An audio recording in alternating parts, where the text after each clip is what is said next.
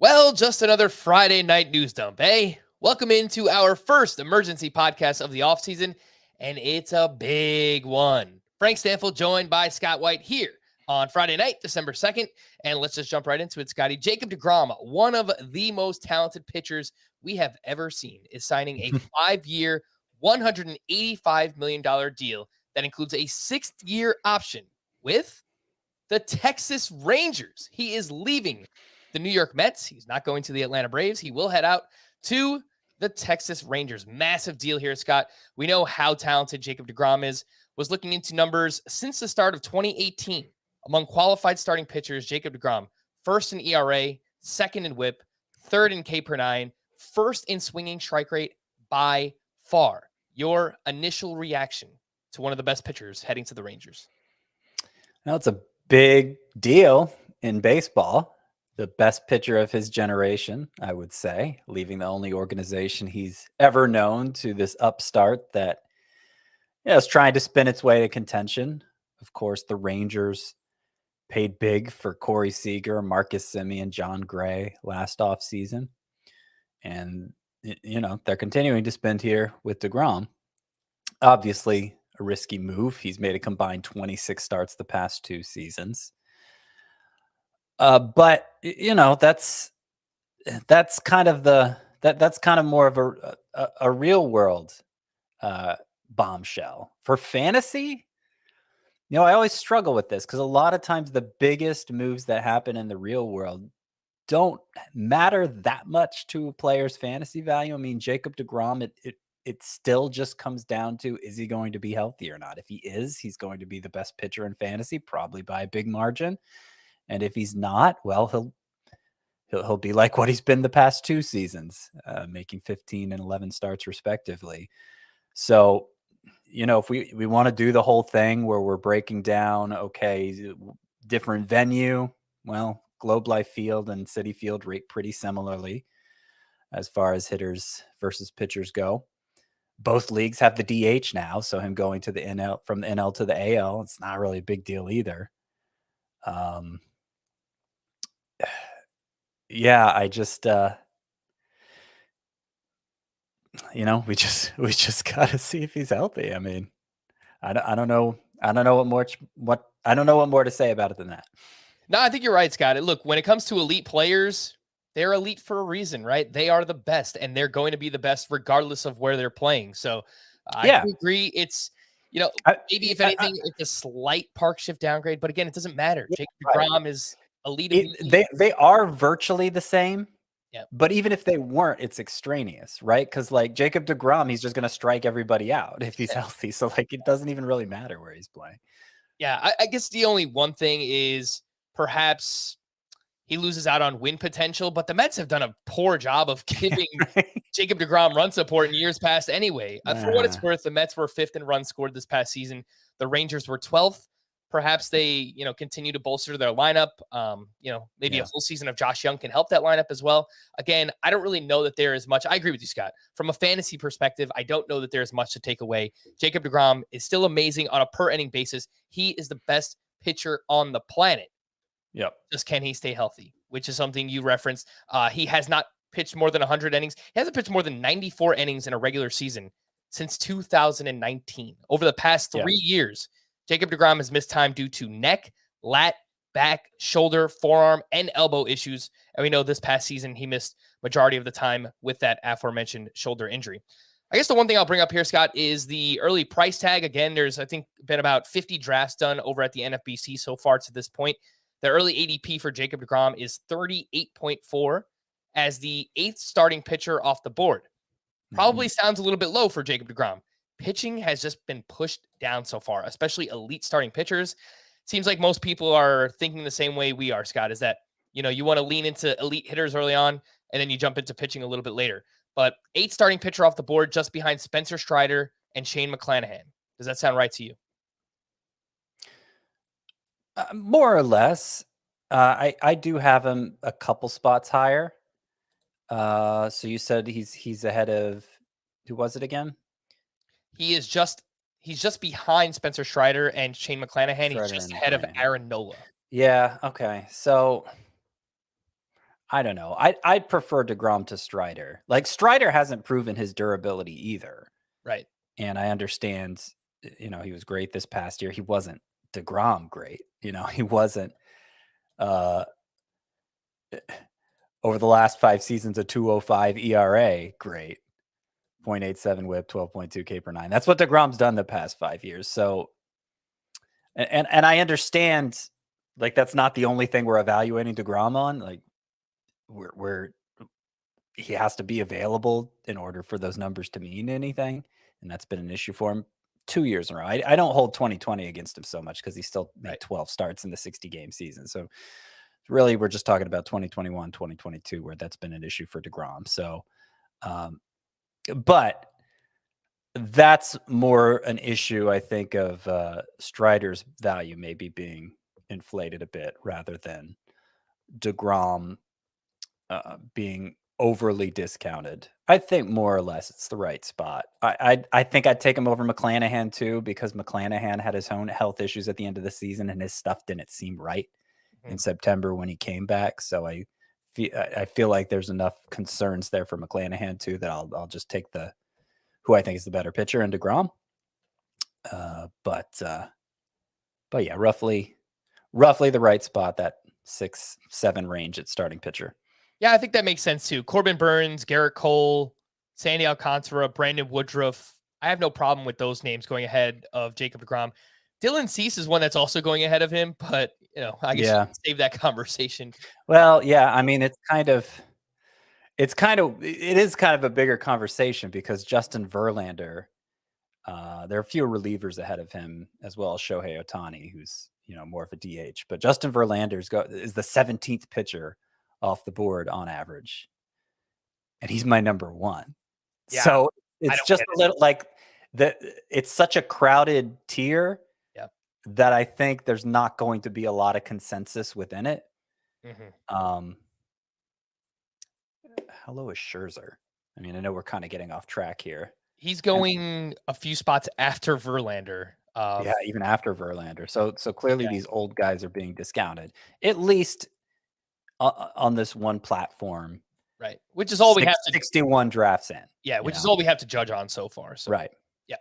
I guess, look, this doesn't really matter from a fantasy perspective, Scott, but any quick thoughts on the contract? Because I was really surprised here. Jacob deGrom at 33 years old, maybe 34, turning 34, able to land a 5-year deal. I think a lot of people, me included, I expected, 3, maybe 4 years max, very high AAV, maybe around 40 million, up over 40 million. But man, to land 5 years for this amount of money, really surprised. Great job for Jacob deGrom.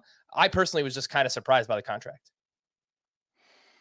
Yeah, I was expecting something closer to like what Max Scherzer got last year from the Mets, higher average annual value over a shorter period of time. The average annual value of this is 38 about. So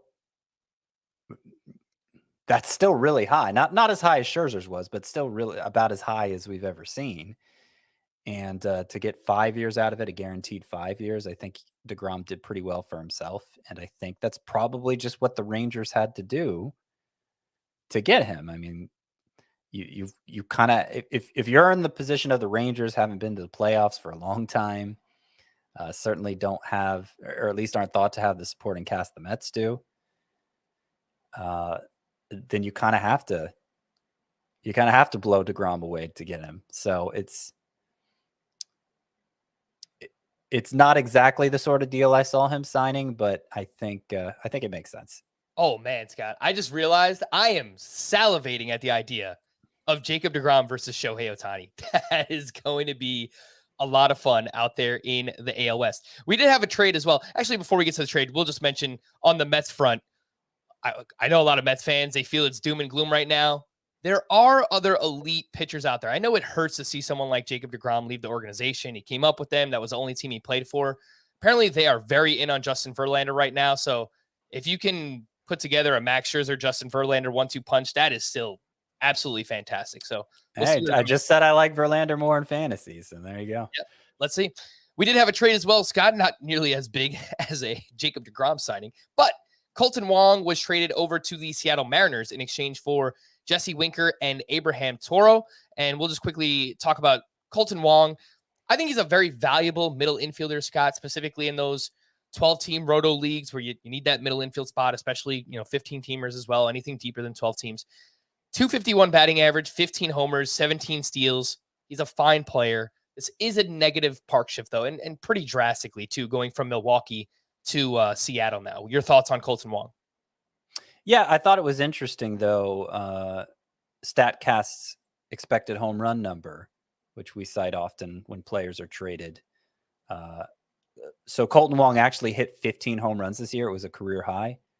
And StatCast said if he had played every game in Seattle, he also would have hit 15 home runs. And I feel like that stat has gotten better. I've noticed there's not the weird thing with Coors Field anymore, where the Coors Field expected home run number is really low just because it's only measuring distance. It's seems to be taking into. I mean, I haven't seen anything on this. I'm just going by,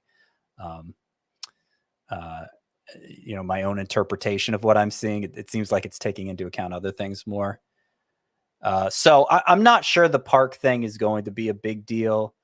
Power's not really Kolten Wong's game anyway. Like I said, the 15 home runs was a career high. He gives you a relevant number of steals, and maybe he's somebody who'll end up running a lot more with the rule changes. I agree his value is mainly as a middle infield option in rotisserie leagues. So, shallower people who play in shallower leagues, there's not much reason to care about Kolten Wong, except maybe as a hitter to stream off the waiver wire every now and then. And yeah, I don't see a huge change in value for him. Might be a little more interesting for Jesse Winker, because part of the reason we didn't like him last year is because he was going from Cincinnati to Seattle. That's a highly unfavorable park shift for a hitter. And now he goes back to a hitter-friendly park in Milwaukee. I think the biggest variable for a Jesse Winker rebound is health, even beyond the park thing. The park thing can only help, but I think Winker's bigger issue, the reason why he was such a disaster in his 1 year in Seattle, is because he was never really healthy. We found out after the year he was dealing with a knee injury, had surgery on the knee after the year. Also had surgery on his neck after the year ended. And, if he's playing through an injury all year, it kind of makes sense that his exit velocity plummeted the way it did. It wasn't one of those issues where, new ball, he's not able to hit for power anymore. The exit velocity itself plummeted for Jesse Winker. And so it didn't seem like he was right, but he still walked a ton as he's always done. He was still close to a 950 OPS guy in 2021. I think there's rebound potential here for Jesse Winker. And like I said, going to Milwaukee, presuming they don't flip him again, because I saw that speculated out there that they were going to just flip Winker. But presuming they don't do that, I think he's kind of a sleeper. In 3 outfielder leagues, there's still a chance he doesn't get drafted, but I'm a little more enthusiastic about drafting Winker than I was before this deal. And we need all the outfield help we can get, Scott, in fantasy. So we will take a bounce back from Jesse Winker.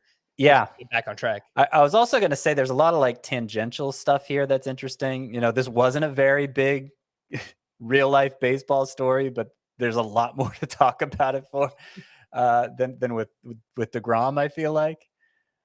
For instance, Abraham Toro goes back to the Brewers in this deal along with Winker, and I presume he's going to be the favorite to start at second base for them. Of course, they also have Keston Hiura there, who they kind of moved to first base even before he began his struggles. But he played a little second base last year. I don't know why they couldn't give him starts there again.